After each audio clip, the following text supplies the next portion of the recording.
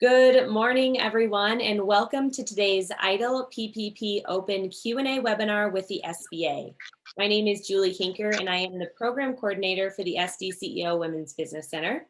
Our main site is in Spearfish, South Dakota, located on the beautiful campus of Black Hills State University. We are also in the process of launching a second site in Sioux Falls. We're really excited about this opportunity, and we're rolling out some additional details. And we'll be looking for a director to help us launch this new site. So if you would maybe share this with your network, or if you know of anybody that might fit well into this position, please let us know. We would greatly appreciate it. We will still offer the same types of services at both of these locations, including free one-on-one business advising. We will still offer leadership conferences, networking opportunities, webinars, and workshops too. As a reminder, today's webinar will be recorded, and this recording will be available to everyone following the presentation along with our panelists' contact information. We typically have slides, but today we won't have any slides. We want to give you an opportunity to ask any questions. So kind of be thinking, if you do have a question, it can be about anything. It can be about EIDL, it can be about PPP. Please start thinking about those questions, and you can start entering them into the chat or the Q&A. I'll be monitoring them both, and then we'll kind of work with our experts to see if we can get some answers to those. If we can't answer them live, we'll follow up with you later on this week with some answers once we are able to get some more information on your question. And before I hand it over to our experts for today, I would like to give a shout out to Wendy Klug, Program Manager for the VBOC of the Dakotas. Hi, Wendy. Any updates from VBOC of the Dakotas? Good morning, Julie. No, we are just all kind of sitting, holding tight for the Veteran Surplus Act to actually have the MOU signed. So if that is something, you're a veteran-owned business and that's something that you're going to be looking for information on, this wonderful crew that I have on with me today, we're all with the SBA. We will be your contacts for some of that. So keep an eye out for that. And as more comes, we will let you know. Thank you. Awesome. Thank you so much, Wendy. Now let's welcome Michelle Ahrens and Pam Selberg with the SBA District Office of Sioux Falls. Good morning, Michelle and Pam. Thanks for joining us. I know we're going to do some open Q&A, but do you have any updates you want to start with, or do you want to just jump into some questions? Well, we do have a few updates. Okay. We've been talking about the shuttered venue operations grants, and that is coming out probably soon. We don't have a definite time.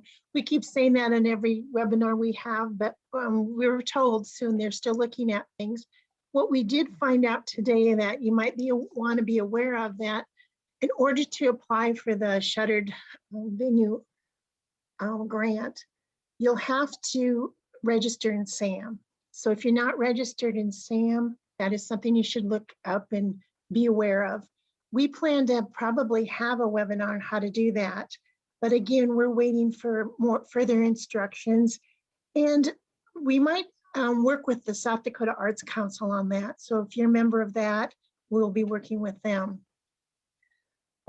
I got a couple questions on it. No, drive-in theaters are not eligible. You have to be permanent seating.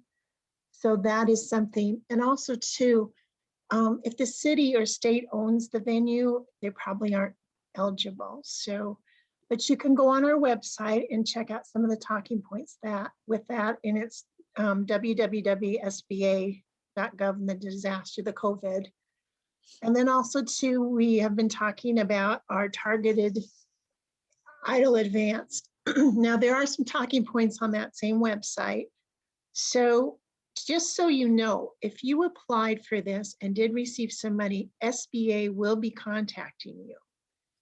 And if you received between 1,000 and 9,000, you will receive an email, and you will have to have some stipulations at this time though. You have to be located in a low-income community. So low-income community will be defined by the Internal Revenue Code, and you have to be located in that low-income community in order to qualify. So we're not sure exactly what those communities are. We're still waiting for more information on that. And also you have to demonstrate more than a 30% reduction in revenue. during an 8-week period that began March 2nd. And so if you meet those low-income community criteria and you provide the gross monthly reduction, then you will qualify. So that's the first tier. And the second tier is if you applied and our funding had run out, the SBA will be contacting you. Now, there's no need to apply again because you are in the queue. They know about you. Do not apply again because it will not go anywhere. Now, anytime you get a communication from SBA, the email will end with sba.gov. So unfortunately, there are people out there that are trying to contact you about certain things. So if you receive something that does not say sba.gov, it is probably not from us. And I also want to mention that our disaster office works 7 days a week. So you may receive an email on Saturday or Sunday and it will work. So yes. So those are kind of the updates. We're waiting for more information, but you can go to our website, it has some talking points. And as soon as we know anything more, we'll let you know. Awesome. Thanks, Michelle. There is a question here I can address really quick if you want to answer it. Sure. Okay. I am thinking that if someone pays on their loan during the deferral period, those payments necessarily go towards the principal balance, and that is a way someone could lower the overall costs. Also, does anyone know when those deferrals will end? Now we're talking about, excuse me, the federal student loan program. Is that what we're talking about? Okay. I believe so, yes. Okay, so that is not our program, but I happen to know about it. Number one, because I sent somebody to law school, so we have student loans. Yes. So as I understand it, it's been extended to September 30th, 2021. And so right now it's 0% interest and it's supposed to stay that way. So if you make a payment, as I understand the question, if you make a payment, the full payment will go to the principal. So if you can still make that payment, that will take down your loan amount. So yes. And I also understand that you don't have to make a payment or ask for 0% interest in order for it to be suspended. So you really don't have to do anything. But the latest word we had, it was extended to September 30th, 2021. And if you can keep making payments, it'd be great because it will go fully to the principal and no interest will be accrued. Awesome. Thank you, Michelle. Uh-huh. Okay, Pam, this might be a question for you. We have a customer that had a first round PPP loan that has not been forgiven. They are eligible for a larger amount. We are told that you enter the difference through the E-Trans system, but do not see how to do that. Do you have any guidance on this? Yes, I do, but I also need to have more information as far as what the type of customer is. So why don't whoever asked that question, have them email me that and I will get back to them because I need to find out if they're a farmer rancher. I need to find out exactly what the customer's line of work is. So if they can email me, my email is Pamela.Selberg, SELBERG @SBA.gov. If you can put that in the chat, that'd be great, Julie. Yep, I got it. So whoever asked this question, I will put Pam's contact information. And if you could just email her with some further information regarding this question, she'll be able to help you answer that a little bit better. Okay. Are there any other questions that you'd like addressed live? Anything in particular that we can help you get some more guidance on? Need information? Any questions? Well, I have one other thing, and that is in regards to the SAM training. We have a district office, our Pennsylvania district office is going to be doing a SAM training. So for those of you that might want to hop on that, you're welcome to do that. again, please email me and I will get you that information on when that is available. It's actually going to be this Thursday at 2 p.m. Eastern Standard Time, but I can send you the link on that if you guys are interested in going to that or Okay, attending that. Sorry. thanks, Pam. Michelle, the event you sent me, the webinar information for today, do you want to talk about that? Is that different? I'm sorry, I couldn't hear Pam. Was she talking about the SAMS registration webinar? Yes, Is that- that might be on Thursday. Okay, that's probably going to be more focused towards lenders. Okay, We'll probably have a separate one for individuals. We're looking at that too, because there might be some different information that lenders have to put into to register in SAM, where the general public won't have to. So we kind of discussed that this morning.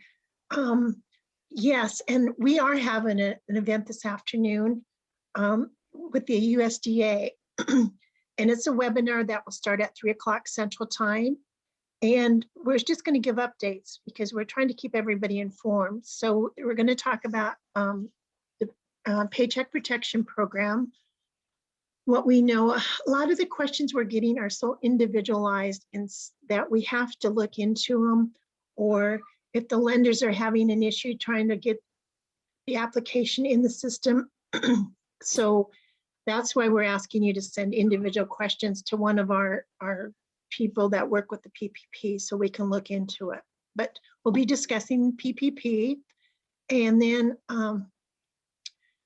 USDA has a coronavirus assistance program, and they'll be talking about that. We'll touch a little bit on the EIDL program. So just so you know, the loan program is still open. It's the actual loan program where you can apply for the loan is open until the end of the year. So if you haven't applied for one of our EIDL loans, go in and do that. And then also USDA will be talking about the FSA loan servicing options that they have. So again, that's at 3 o'clock Central Time. And I think Julie put in the chat yep. what, yeah, so please join us if you have any questions. And this is kind of towards farmers and ag, but anybody's welcome to join. Awesome. Thanks, Michelle. Are there any other questions that we can address now?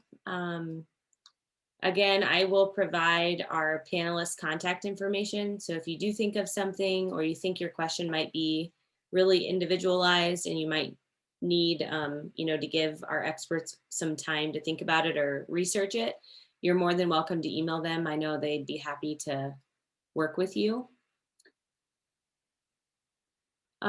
Michelle, can you, I know this isn't your area, but can you circle back on, let's see, the loan/grant that you were talking about? I think she's wanting to know more info about the loan deferral. What you just talked about, the principal balance for school loans, like the school loan deferrals. As I understand it, there's no grant, not going to be any interest charged on the student loans. Okay. So if right now, if you have a loan and you were current up to when the disaster occurred, then you have no interest on these loans. It's been extended to September 31st, 2021. So if you have a student loan out there, there will be no interest charged. So they are suggesting, though, if you can make your payments, please do it, because anything that you pay will go to principal because no interest will be added. So that will bring down your loan balance. So yes, and you can go to where I got a lot of my education too, is at ed.gov. Excuse me. So the Department of Education has a lot of information on, who qualifies, what you have to do. But as I understand it, you really don't have to do anything as long as you have a loan. And I saw by some chat on some of the websites too, that there are companies that are coming to you and talking about your student loan deferments. Now, remember, if it doesn't end in GOV, it isn't the government asking you for anything. So be wary of any of that. And I think Pam's going to put in the chat some information, so that helps. Perfect. Thanks, Michelle. Any other questions that you may have? I'll give everyone a couple of seconds here. If you need anything clarified, please let us know.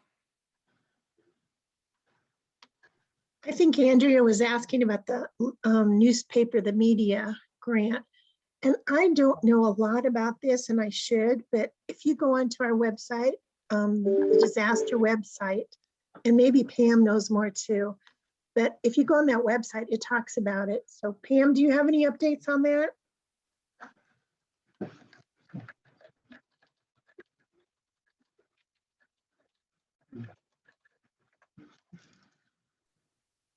This is a small business administration. I think Pam was having some mic issues. So Andrea, if you could send me your email too, I'd be glad to give you some what information I have on it. So Thanks, Michelle. And I can put your email too in the chat just so people have it. And I'll include all of this in the email as well. So don't think you have to keep it or copy it from the chat. I will send it too. Any other questions that we can address here really quickly? Any additional information you might need before we conclude things? Oh, here's a question. Are musicians included with the shuttered venue grant? If not, are they included with a different grant or just the PPP? So yes, musicians are included on this. And here's one thing you have to remember. You cannot do PPP and shuttered venue. So it would do some due diligence to kind of look at both programs and see which one will be more beneficial to you. So yes, musicians are eligible for that. Excuse me, and I forgot to mention with the Target EIDL Advance, this is not open to farmers and ranchers this time. When we first came out with it last spring, it was open to farmers and ranchers. This time it is not.